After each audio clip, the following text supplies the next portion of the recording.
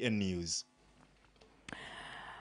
Now, that is one of the conversations we'll be having with my panelists tonight at 10 p.m. So stay tuned for that as we break down what really is happening on that front. Now, the High Court Constitutional Division has declined to grant the Judicial Service Commission their request to stay an earlier order that would put on hold the next step in the quest to have a substantive Chief Justice.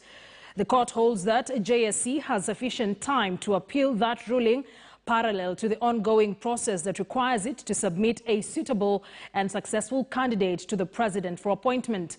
This ruling coming at a time when the frosty relationship between the judiciary and the executive is deepening, with a history of wrangles between the judiciary and the executive, including the failure by President Uhuru Kenyatta to appoint the 41 judges in the picture.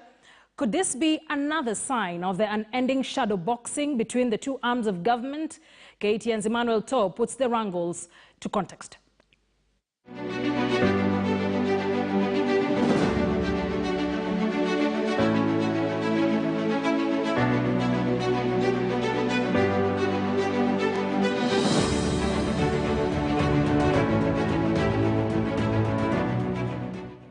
The Judicial Service Commission will have to battle for space in the corridors of justice if their final choice of a Chief Justice is to be appointed on time. The High Court says it will listen to both parties to the dispute and declines to grant a stay order, which would have allowed the JSC to forward the name of the successful candidate to the president. The interviews conclude tomorrow, and the commission will retire for 7 days to make the final pick. The panel will notify of the commission's decision to the applicants within 7 days of the commission's vote. After that, the transmittal of the nominee's name to the president will take place, which happens upon the conclusion of the selection process.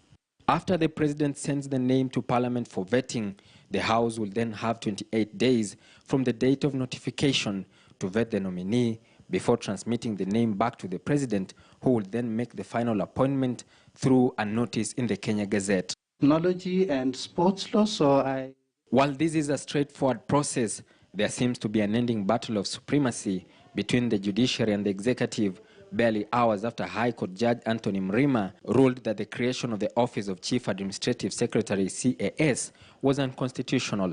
Another three-judge bench of the Constitutional Court, where Judge Mrima also sat, put a hurdle in the search for a new Chief Justice. The two rulings back-to-back gives a reason to be apprehensive. How can you stop a process that has already started, a process with timelines? We have been without a Chief Justice now for about 4 months or 5 months now. Although the ruling by the judges is independent, constitutional lawyer Charles Kanjama faults the timing of the decision.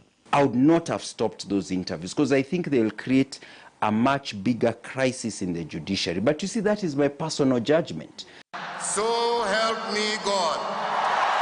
The crisis could now portend a further paralysis for the punctured judicial system. We shall respect, but we shall revisit this agenda. They want to control the judiciary.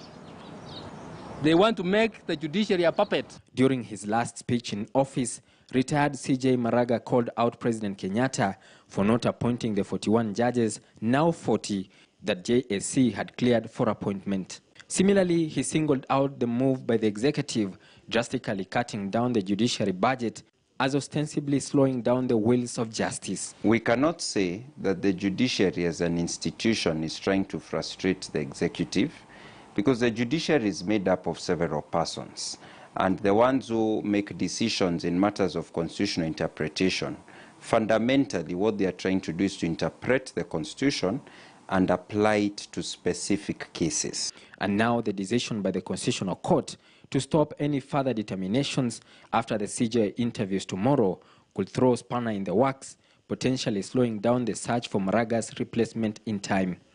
Emmanuel To, KTN News, Nairobi.